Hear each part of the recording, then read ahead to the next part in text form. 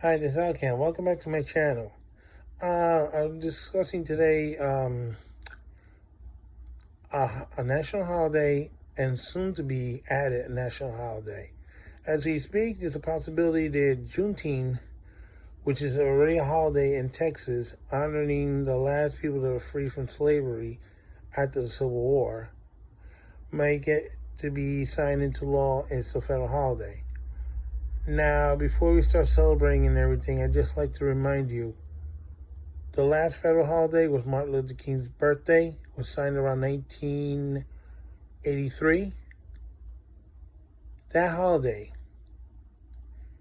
was on the books since then, was never honored by New York City Transit.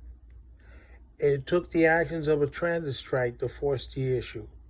And even then, we didn't get a dime from that holiday until 2007, which is the first time we were able to get a day off or day with pay for that holiday. I'll make you an example.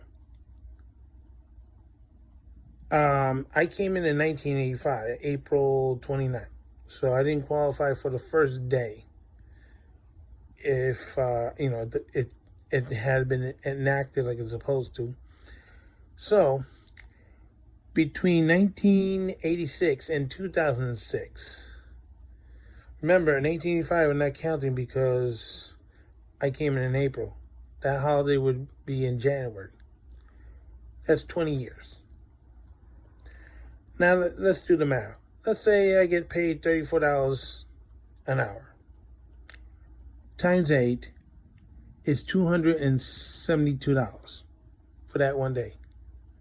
Now, add 20 years that wasn't paid, and you see a whopping $5,440.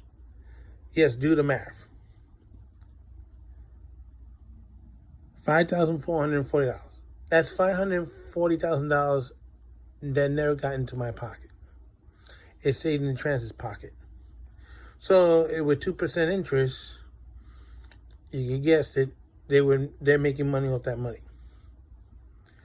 New York City Transit and its forerunner, New York City Transit Authority, have refused since 1983 to accept this holiday on its books. It took the actions of a transit strike in 2005 to finally get this holiday in. And even then, because of bickering with the contract language and so on, and all the other garbage that happened in 2005, we didn't get it in 2006. So we started getting it in 2007.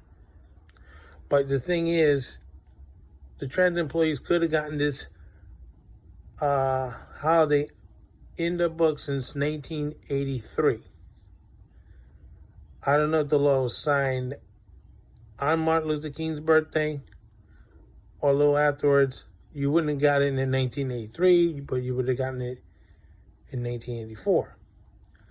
So from 1984 to 2006, if you do the math, you see a lot more money was lost to the shenanigans of the authorities.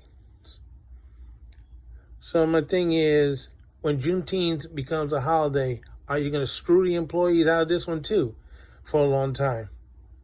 Or are you going to accept it and immediately give it to them right away, either this year or starting next year? Because I don't think it's right that you screw people out of their money for all kind of BS. I mean, it's too late for me because I'm not going to benefit from it.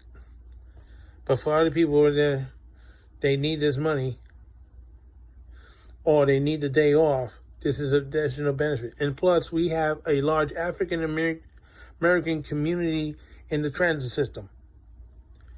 I think it is not right that if they get June 19th as a federal holiday, that they don't get it because of whatever BS the authority comes up with. I think it's ridiculous. I wish New York City Transit would correct the mistake they did and give us the money they owe us. But they're not going to do that unless you force them to. We can't keep going on strike to do this like we did in 2005. But something has to be done. And I'll show you the math of what would it be like if we had gotten Juneteenth as a holiday right away. Because if you add 33 years to what I just did, it would more than double. So this is Al Kane saying so long for now. Don't forget to stop and make the next stop the last stop for hate. And that applies to you too, New York City Transit. Juneteenth should be a federal holiday. Once it's enacted, you should put it in automatically. No ifs, no buts, no condition, no nothing. Because you pay for all kinds of garbage. But when it comes to the employees, that shouldn't be.